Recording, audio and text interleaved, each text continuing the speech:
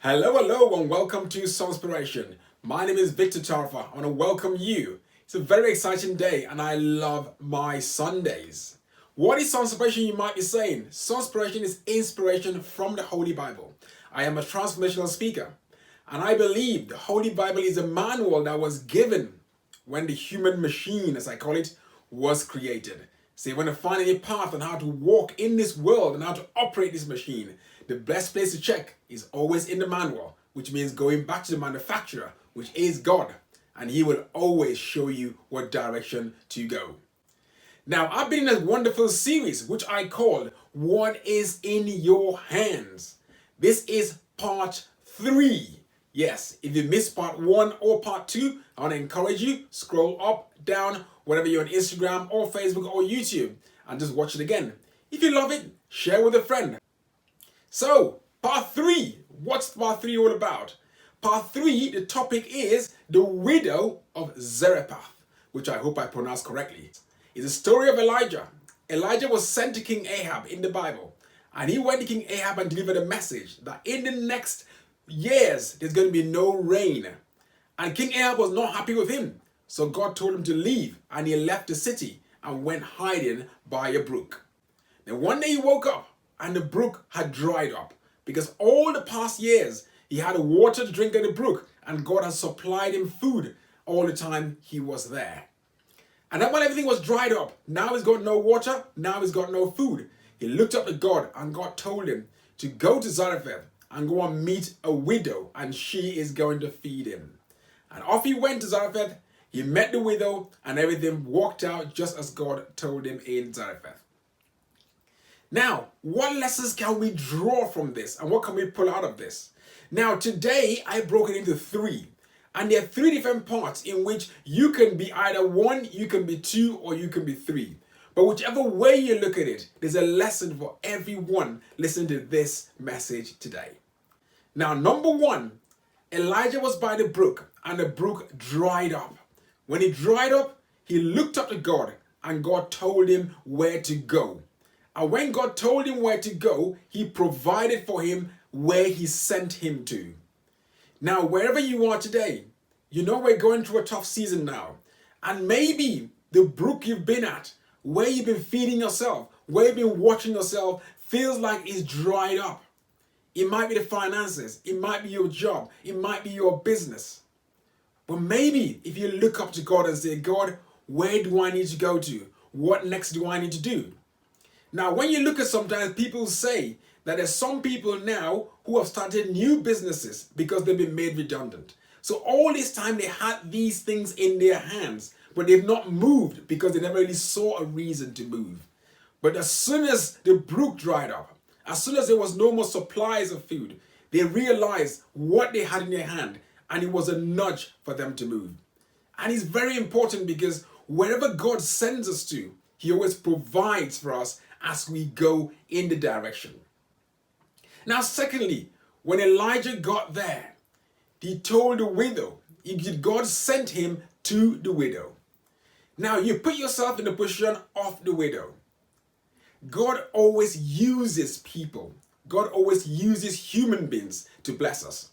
Even when he was trying to save the world, he sent Jesus Christ to come down to the earth in human form so he can live with us and he can help us grow, and he now saved us, died for us, rose again, and then went back to heaven.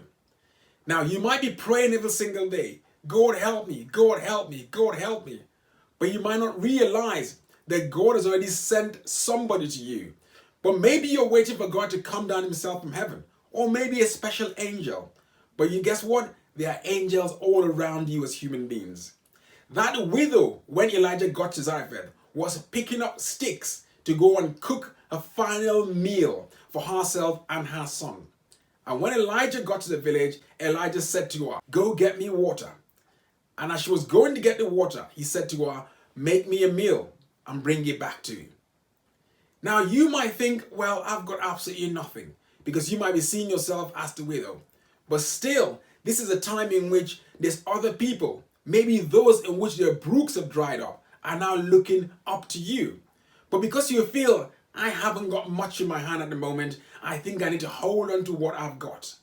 And maybe you're refusing to let go and make a sacrifice with what you have in your hands. So the second point is Elijah was sent to her. Look around you. There are people who are looking up to you.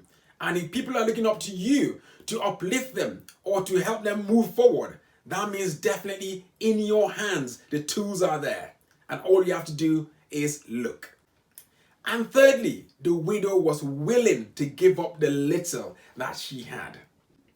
Now imagine you're just picking up sticks to go and cook your final meal. And after this little oil and flour that you have, you're going to make bread with it. And then after that, that's the end. And then someone comes and tells you, go and get me water.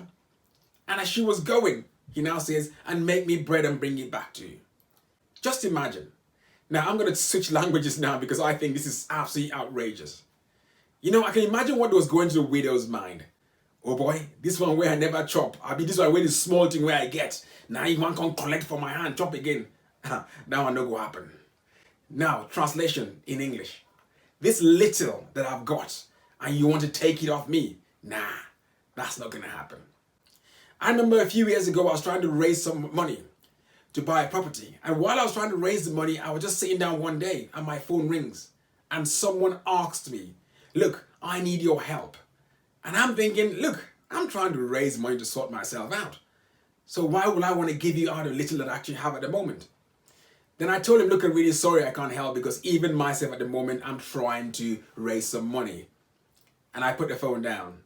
And as I took a few steps, started walking, going somewhere, the Holy Spirit convicted me. Victor, I think you need to help that guy. And I started arguing with myself. Come on, I'm trying to raise myself. Why would I be giving somebody else? We said, nah, go ahead and do it. And I went ahead and did it. And yes, there was a mega miracle after that. And sometimes what someone is asking for is nothing in comparison to what God is actually going to give you.